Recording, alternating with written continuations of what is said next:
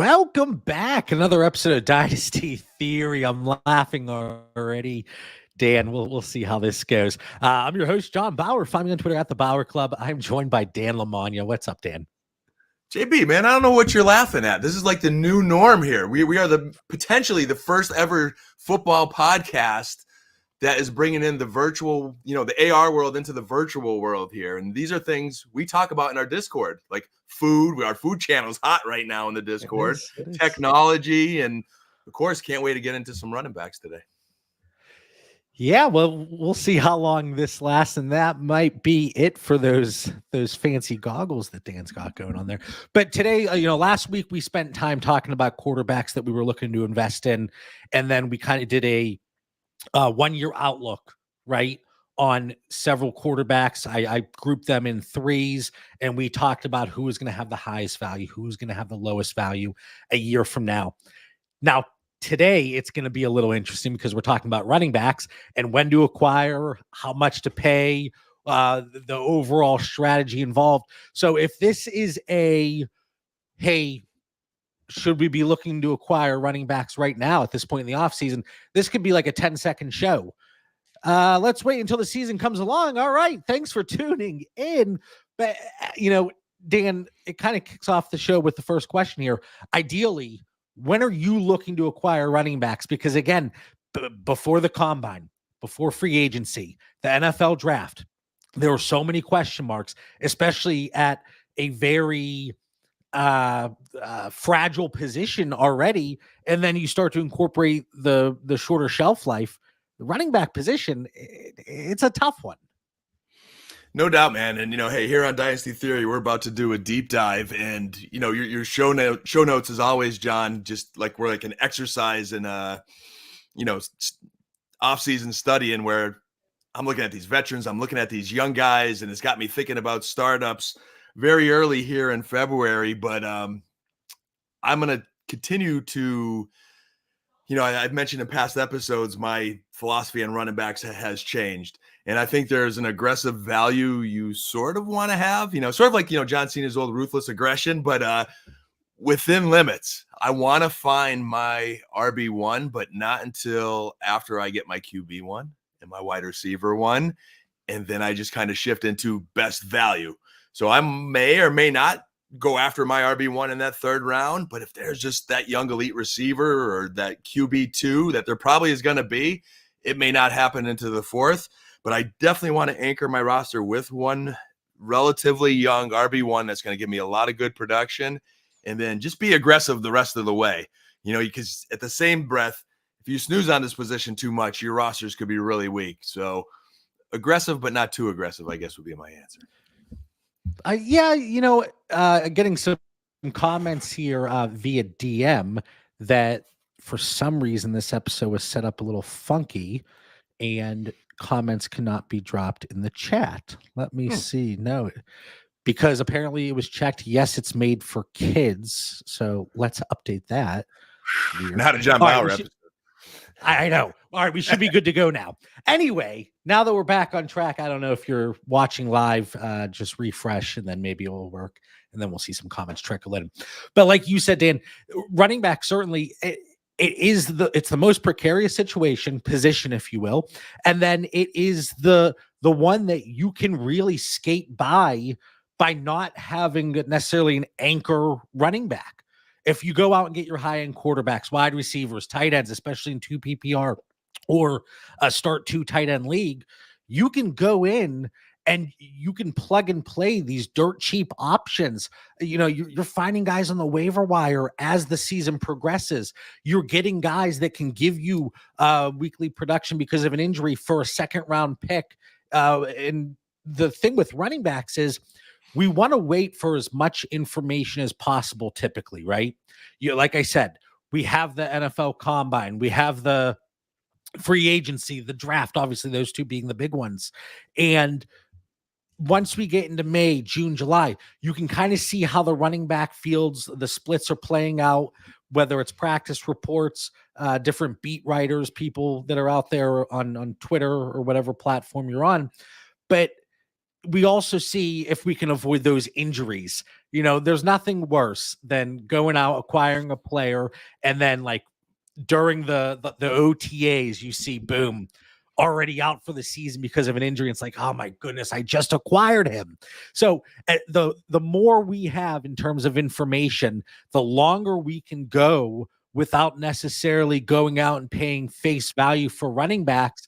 Really, the value is not going to be all that different if you would look to acquire today versus August or September. Maybe it goes up a little bit, but I think that it's offset by the risk being minimized because we have more information.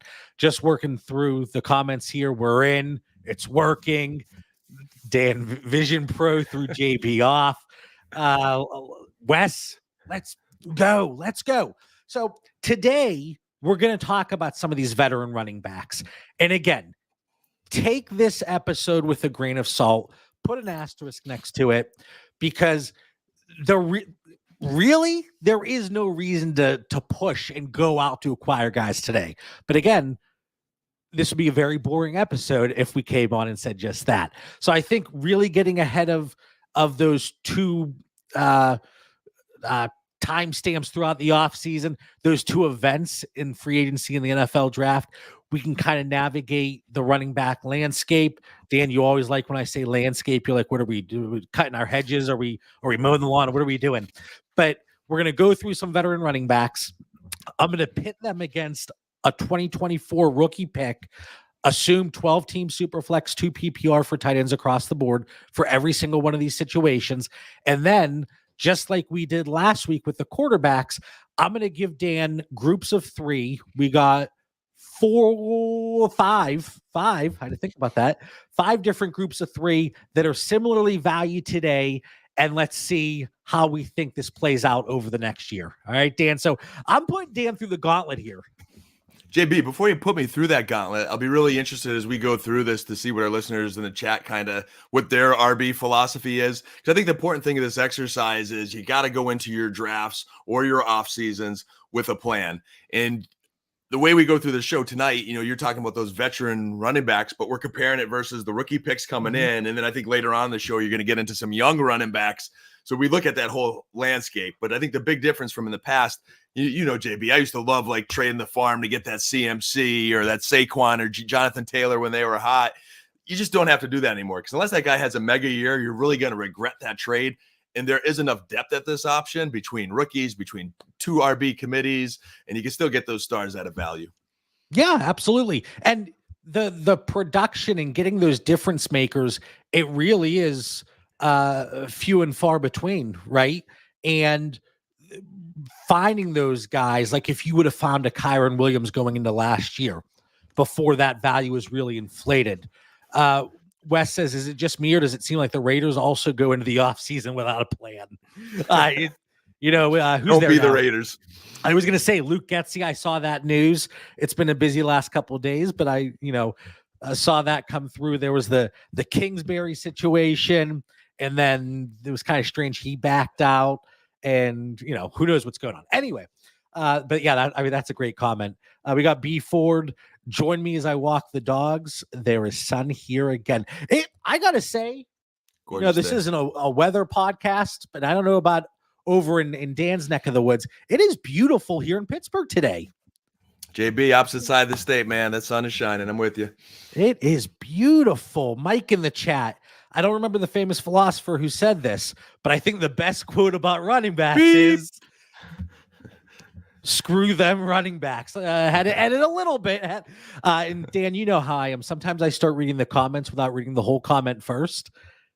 I was worried about you there. I was trying to beep in early. I know. Keep it PG.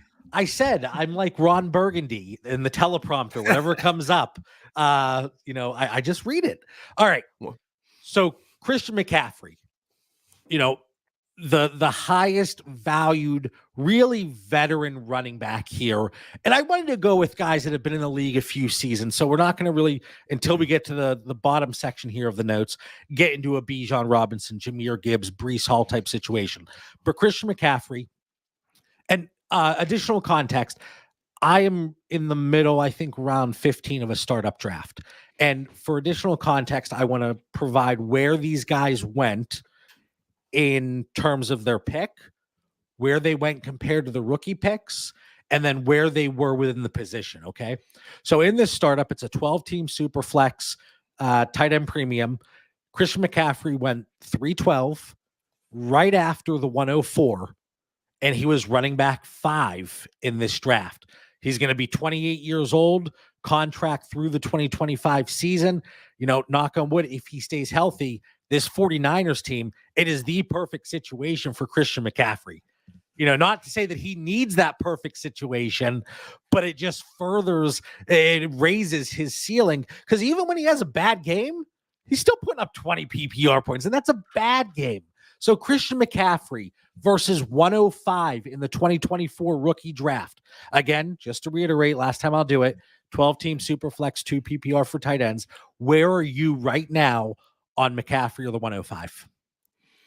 Man, I think when you made these notes, you're like, I'm going to get Dan really good and put like 105, that sweet spot. So he has to decide between like CMC and his boy Brock Bowers, or, getting a quarterback. It was definitely difficult, JB, but, Brian Ford, he has a good, point there. Is it a hot take at 28, years of age, which is like an old man in running back time, that he could do this again, production with all the volume he's getting. But I think certain guys in the NFL are just built different. And, Brian and everyone out there, I think he is, again, like a Derrick Henry, could do it longer than the average running back. I think they use him smart. I think he's got that pedigree. Just, even if you take the volume back a little bit, the PPR, he is just the kind of running back that, as long as you don't mess up your draft and you have him and he just stays healthy most of the season, you're going to be in contention because he gets you all the running back points you need. As JB mentions, on a bad week, he scores 2 running backs worth of points for you. So for me, JB, I'm going with McCaffrey over that 24-105, and I would definitely take him there in startups more likely than not. Yeah, I think running back 5, certainly a little ageism creeps in, but if you're in a startup versus an existing league, I'm taking Bijan. I'm taking Gibbs. I think I did take Gibbs over McCaffrey in this draft. I think I took Gibbs 301, but it's always interesting to see that dynamic. And we always talk about it, the difference between existing leagues and startups, because you go in to a startup, obviously your team is not set again, obviously, and you're able to navigate through the startup building a brand new team. And typically, especially when it's February, you're not looking at those veterans. You just want those youthful assets. You want the insulated value. You want those picks that certainly should be rising in value. Now, that's another conversation where the value of the picks happens to be today. Are they maxed out compared to the veterans? We saw it in 2023. Think about when it was the 2022 season, what people were paying for those 23 picks, and they did kind of get maxed out early. So the whole thing, well, as the rookie drafts approach, those picks always rise in value. Sometimes there's situations where they don't. But Christian McCaffrey versus the 105, I would go McCaffrey as well. But this is where the interesting part of Dynasty and the team builds and overall philosophy come into play. B Ford's in the chat saying 105 and it's not close. That's where the trade opportunities open up, whether you're on the pick side or you're on the veteran side. But again, this is a situation. If a team has him in an existing league and they're a team that's built to win now, they're probably not going to have interest in that, rookie draft pick because of the way their team is built. Whereas in the startup, clean slate, obviously, like I said, things aren't set. But long story short, for me, I would also go McCaffrey over the 105, Dan. Yeah, JB, and I definitely, respect what, B Ford and Tidewater saying there. They prefer the 105, and it depends how you want to build your dynasty team. As you mentioned, whether if your team's built to win now or if you're building a team to win now, which is the kind of the model I take, I want them.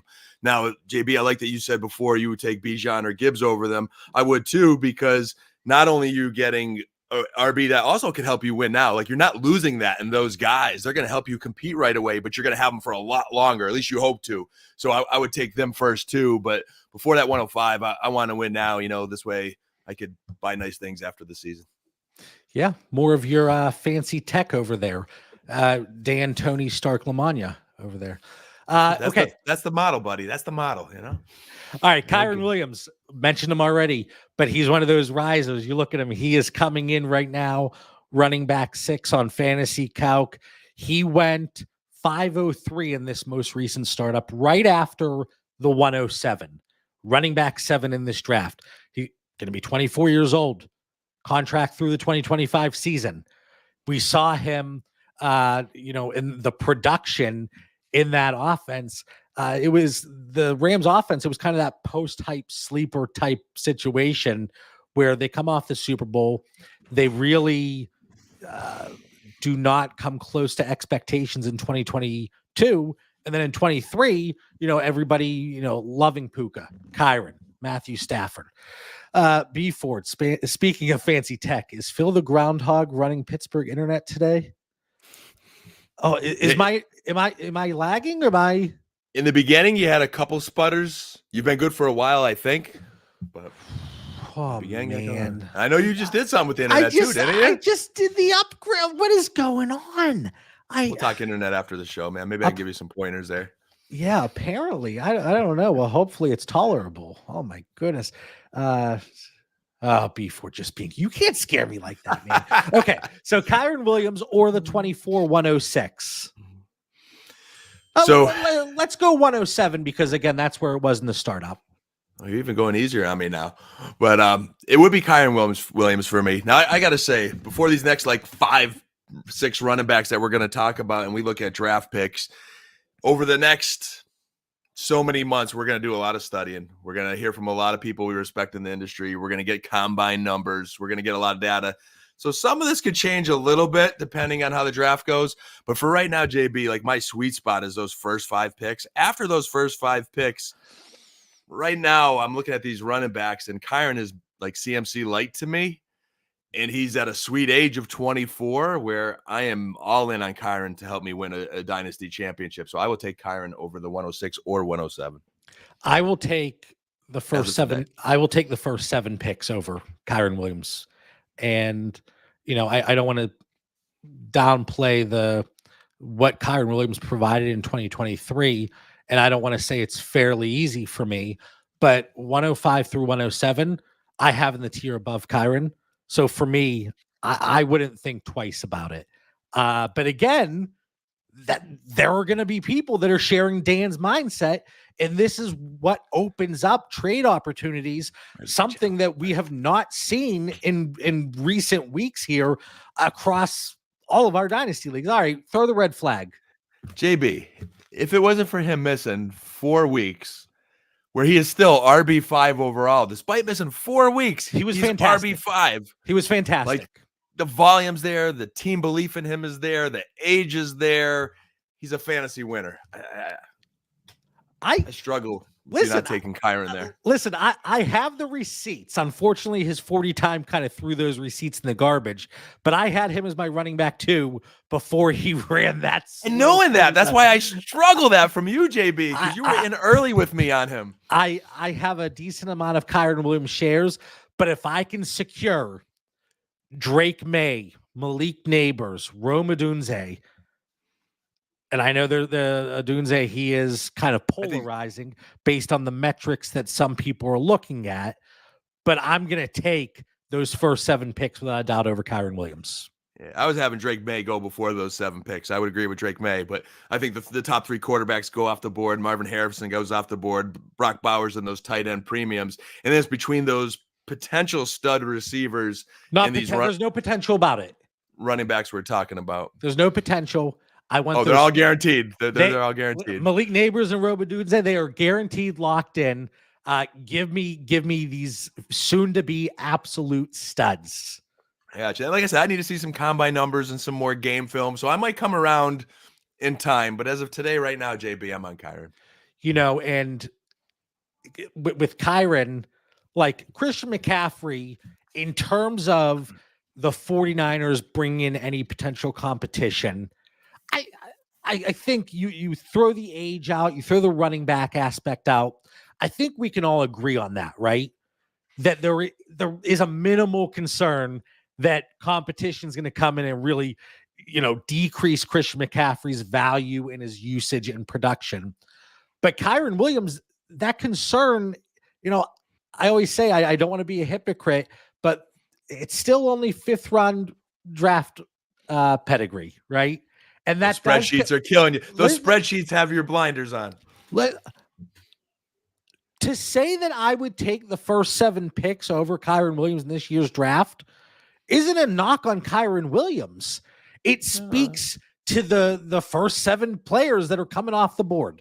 You're holding that 5th. You're holding that 5th round draft capital and combine numbers against them is what I like. I think he's overcome that by now. Mitch, smartass. Mitch in the chat, being the fantastic husband he is not joining us today, obviously, but he says I'm excited for there to be 30 stud wide receivers in Dynasty. John Bauer guarantee, JBG. We know they're 100% accurate. February 4th, 1:20 p.m. Eastern time. All right, lock in Rome Odunze, Malik Neighbors. That they're not going to bust. Bust proof. I'm not saying I disagree, but you sound like a used car salesman when you give that JB, guarantee there. I worry a little bit now. Any worry I didn't have, I now have. Yeah. Listen, let me get you into this car that has 100,000 miles on it, only $900 a month. Come on, let's do it. You can pay 7 years on that. So for me, I will go the pick over Kyren, but it seems like we have a nice balance here through 2 guys. You and I obviously going McCaffrey over the pick. You going Kyren, I'm going the pick. And then there's been a split in the chat. For the most part, though, as expected, it seems like they are, and I say they, the folks in the chat, a little bit more pick friendly, as expected. All right, Saquon Barkley or the 2024 108. So in this startup, Barkley went 609. And obviously this startup is just one startup. It's very anecdotal, right? There's going to be variance. So as we get more data, I'll be putting information together and we'll be making comparisons, coming up with player ranges where you can expect them to go moving forward. But 609 in the most recent startup, right after the 108, running back 11 in the draft. Barkley is going to be 27 and he's a free agent. So Dan, do you want Barkley or the 108? Being that Barkley's going to become a Dallas Cowboy, JB, and I also think he's just the specimen that's built different. He will be the one free agent that's definitely going to find a home.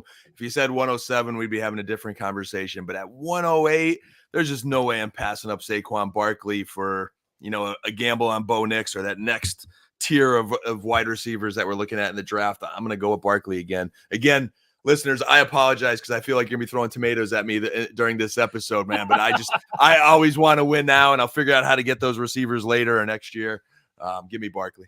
But again, I said just saying, well, let's wait to do anything with running backs for the sake of this show and this conversation. That was not an option.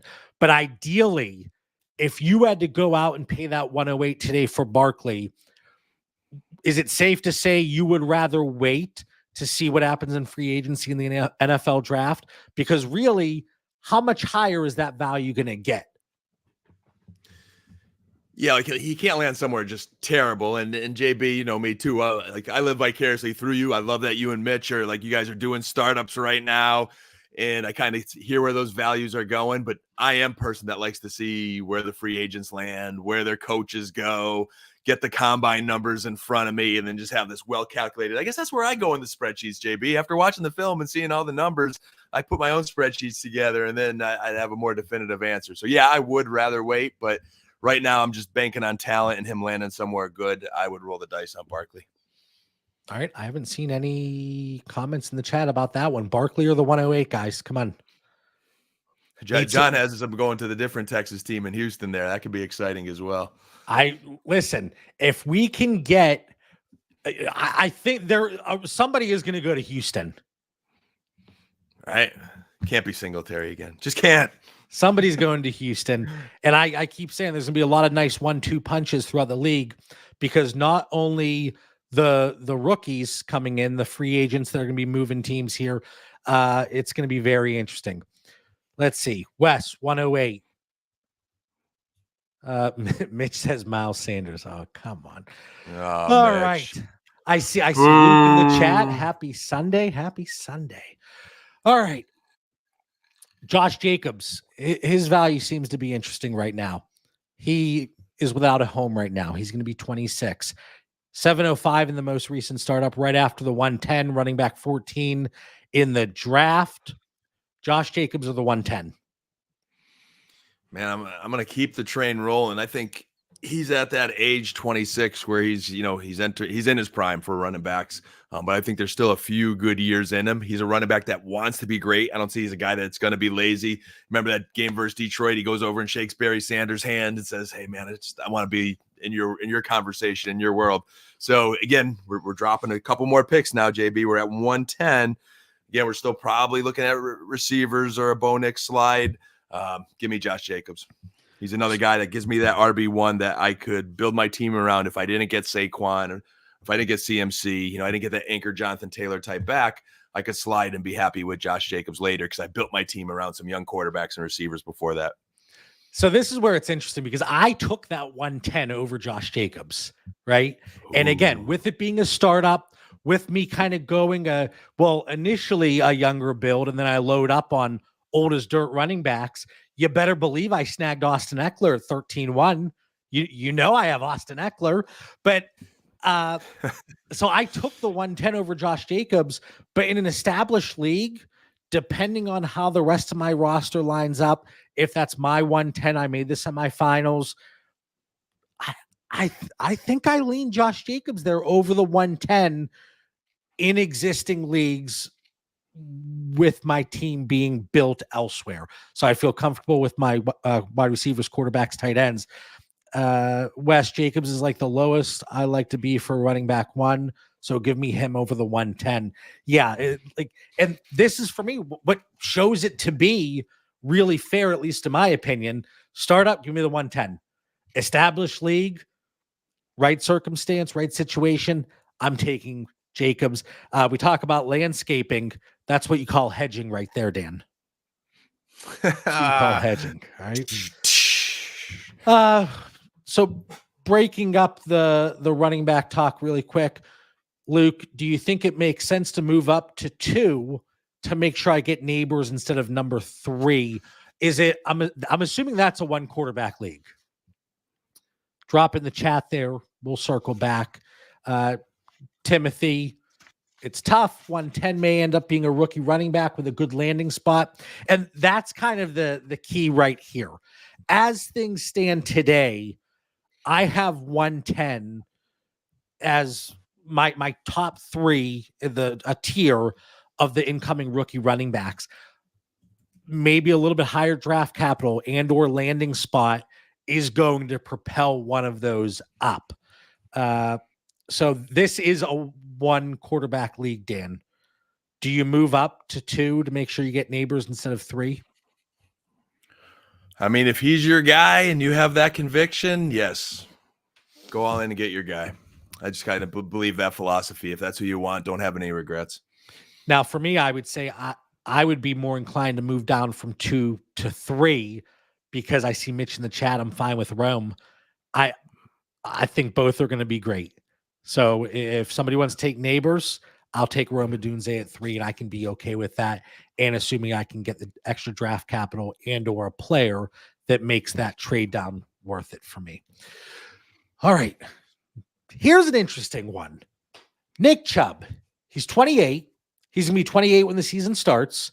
Contract through 2024. Had the season-ending injury, coming back 11-11 in the most recent startup.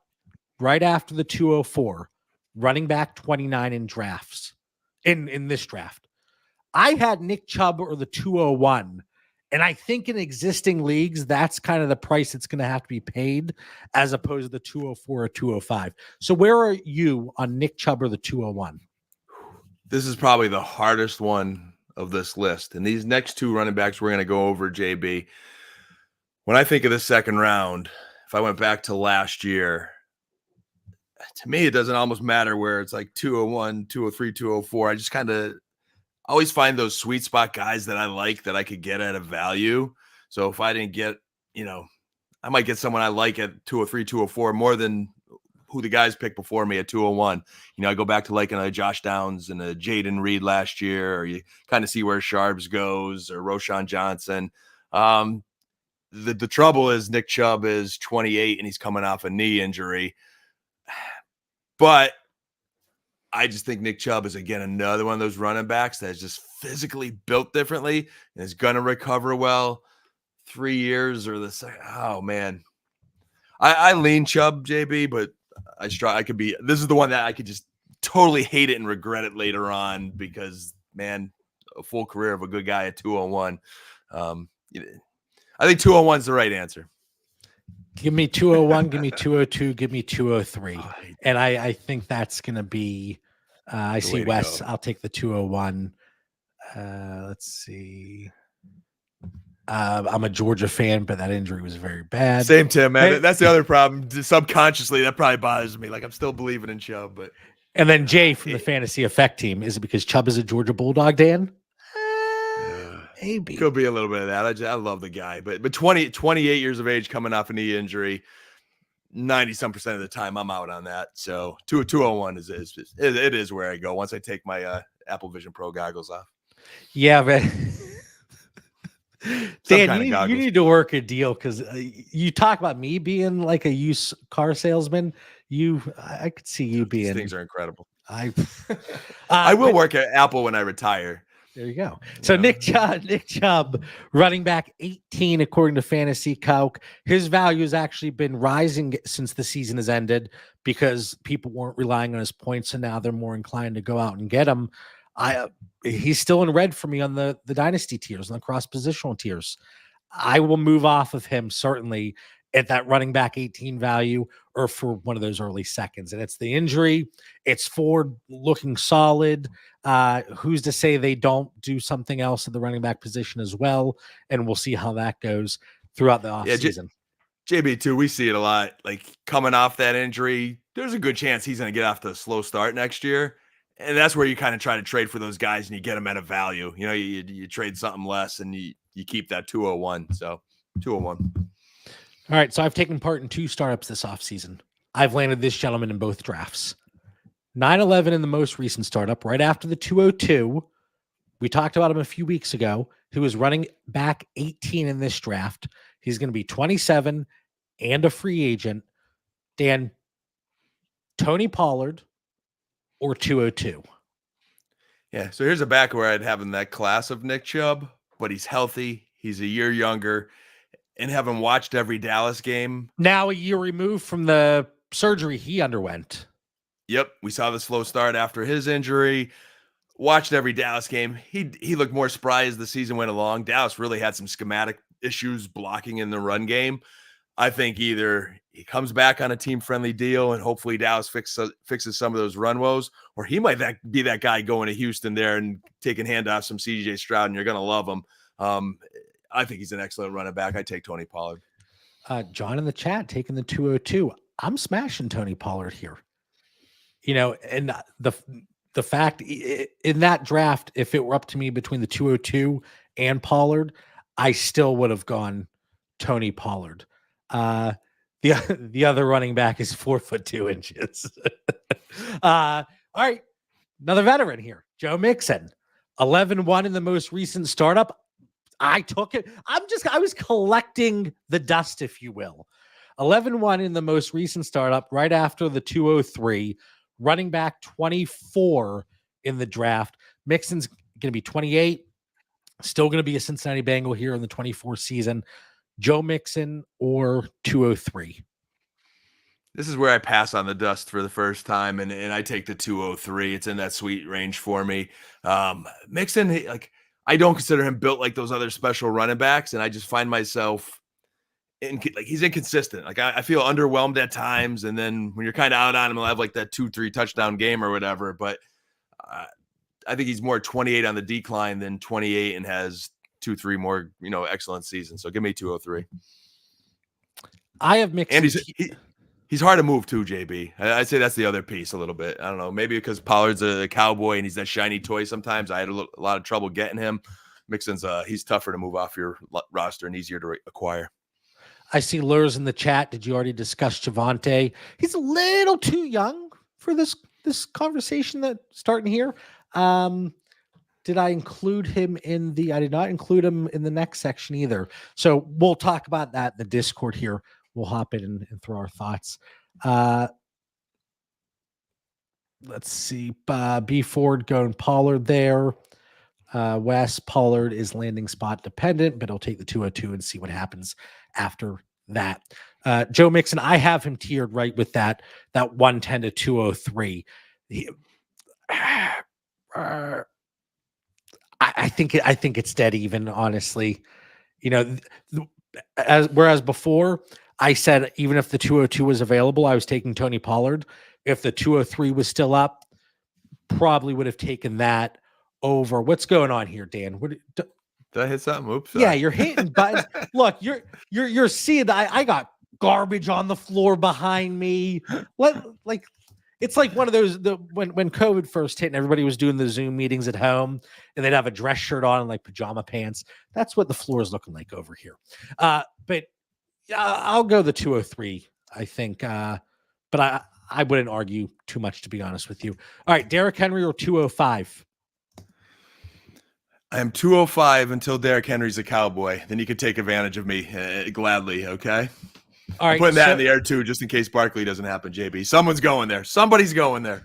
So you guys are going to have Saquon and Derrick Henry in the same backfield.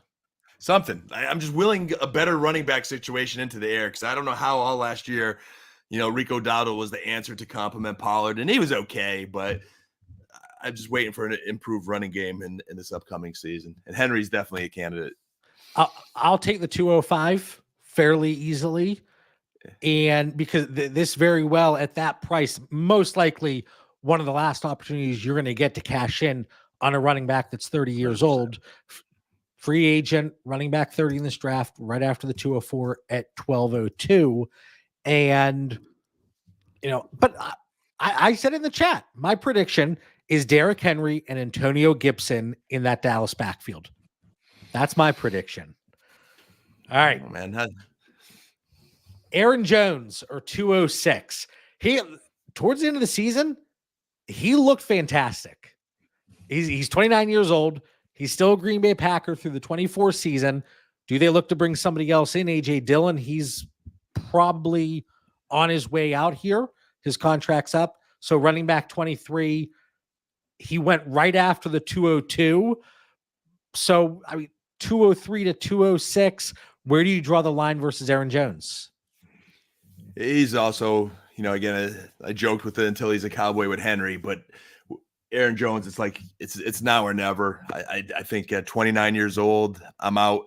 I'll take the 206 as well. I like Aaron Jones. Wait a minute. So at 29, he's on his way out, but you're going to take Derrick Henry. No, Henry's on his way out too. I'm making an exception to the rule. I'm gonna let him die on my roster as a cowboy for one good season, is what I'm saying. The correct answer on both of them is 205 and 206. I was giving you the opportunity to rip me off in a trade, JB, when Henry goes to the Cowboys. That's all I'm saying. That would change my pick, a couple months from now if that happens. But the correct answer is 205, 206. It's my total age discrimination, which normally I'm good at. I don't see enough production out of those guys for long enough of a time. I'd rather that second rounder. And before this is a nail on the head here. I think we're in the zone now where it's totally dependent on what your team looks like in 2024, and completely agree. You see whether at this point in the startups too, like those earlier rounds when we were talking about Christian McCaffrey, Kyron Williams, Saquon Barkley, you're still forming your team, and that is what kind of pushes you one way or the other. But now with these Derrick Henrys, Joe Mixons, Aaron Jones, if you're built to win now in these startups, you're probably going to be more willing to lean with this veteran running back as opposed to the pick that now doesn't make sense for your build. And same thing with existing leagues. So I completely agree there. I will go Aaron Jones over the 206. That line for me, the split right between 203 and 204. But these rookie picks and the tiers they're in, as we get more information, there's certainly going to be movement. Based on all of the mock data in terms of the actual NFL and the mock database website and reports coming out. We see what happens at the Senior Bowl, the Shrine Bowl, Daniel Jeremiah dropping all of his stuff and his top 50 prospects. These rookie picks, they are going to shift. And then the combine and the NFL draft with the draft capital and landing spot to an extent, they are going to come into play, and that's going to be the final pieces to the puzzle. So anything else on any of those veterans there? Jones, Henry, Mixon, Pollard, Chubb, Jacobs, Barkley, Kyron, McCaffrey. Just a little bit of a gamble of when you think the wheels are going to fall off those guys, and I think a couple of them based on age and then just their physical build might last a little bit longer, but we'll definitely watch their situations in free agency closely this offseason. All right. B Ford says Jones over Mixon. And he says, am I on a delay? Wes is calling these before you say them. Wes is just so tuned in. He's in his zone. He hacked our show notes. All right. So a little bit of rapid fire-ish situation here. We'll see how this goes. We always say rapid fire, and it's not so rapid. But similar to last week's show with the quarterbacks, I'm going to give you 3 running backs. 1 year from today, who is the highest valued player? Who is the lowest valued player? And then, of course, who's in the middle? Bijan Robinson, Jahmyr Gibbs, Breece Hall, and assume typical PPR, no PPC for this. This is a good trio, JB, because I think 1 year from now, we expect them all to still be in that same cluster of backs. But I will remain high on Bijan as we all are and say he's going to be the highest. And I would say Hall probably the lowest by default. He still is with the Jets. They'll find a way to muff something to make him less than the other two. So Bijan highest, Hall the lowest, and Gibbs nipping at the heels of Bijan.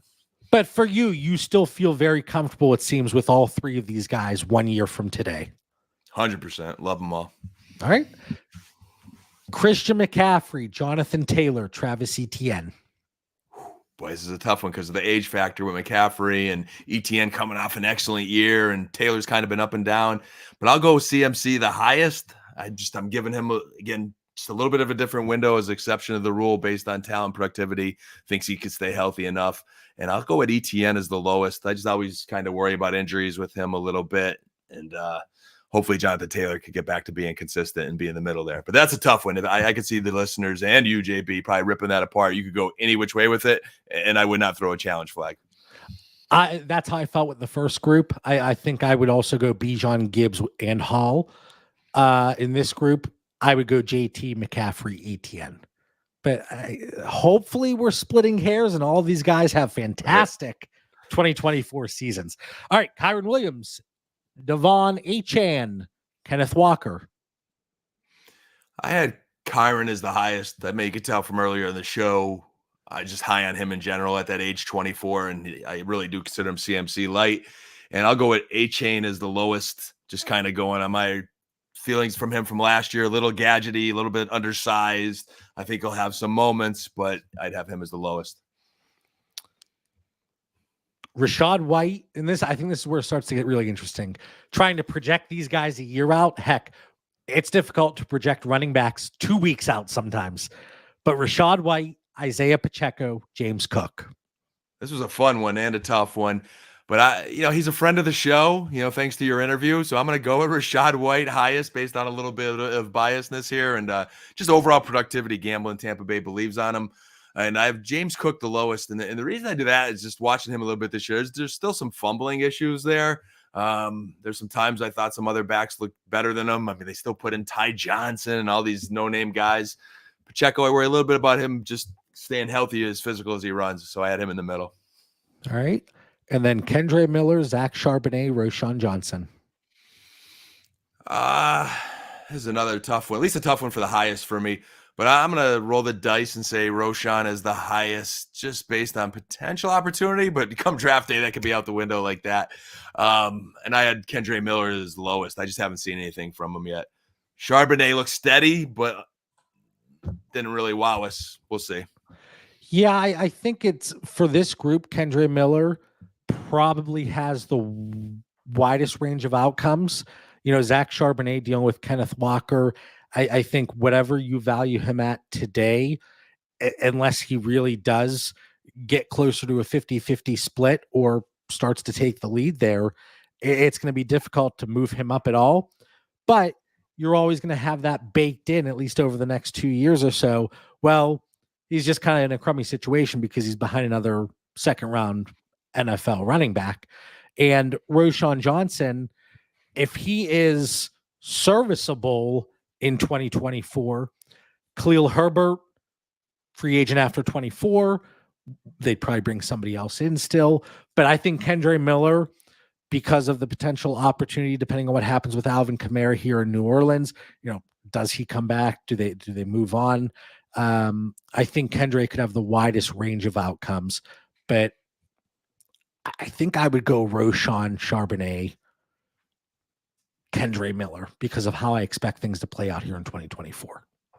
It'll be interesting with new coaching staffs, how their values are impacted. Final thoughts. Dan, on this beautiful Sunday afternoon, a little afternoon delight for the listeners, episode 232, talking about veteran running backs, where we might be buying, where we're selling, all that good stuff, and all the hurdles that these guys have to overcome and obstacles over the course of the offseason. But Dan, final thoughts, what do you got? Hey man, fun Sunday afternoon episode here with you, JB, and our Dynasty crazies in the chat there made it even more fun. We're getting a nice little jump start on this offseason. It was quarterbacks last week, running backs today, and my mind's just looking at that NFL offseason schedule now. As I think this month of February we're going to do a lot of evaluating, looking at our rankings, gearing up for the scouting combine, and then come March is when it gets really fun as free agents could start signing and trades could potentially happen, and then of course April the NFL draft. So keep tuning in. We'll keep putting this puzzle together as we get ready for the upcoming year, which can't come soon enough. Yeah, we appreciate everybody tuning in. Again, I know it's tough to think about running backs right now with the way we all play Dynasty. Next week, this week now, Thursday, I think it's going to be a really fun show talking about wide receivers, and we'll hit tight ends the week after. On the Patreon, we did not do an episode of the Pivot Point this weekend. Mitch and I are in the process of putting together a written team review, breakdown, some trade ideas based on what that league looks like. So that's going to be coming out at some point later today for everybody to hopefully it sparks some ideas and gets the trade juices flowing. But anyway, for Mitch Sorensen, Dan Lamagna, I'm John Bauer. Hopefully you all enjoy the show. We'll catch you next week. Peace.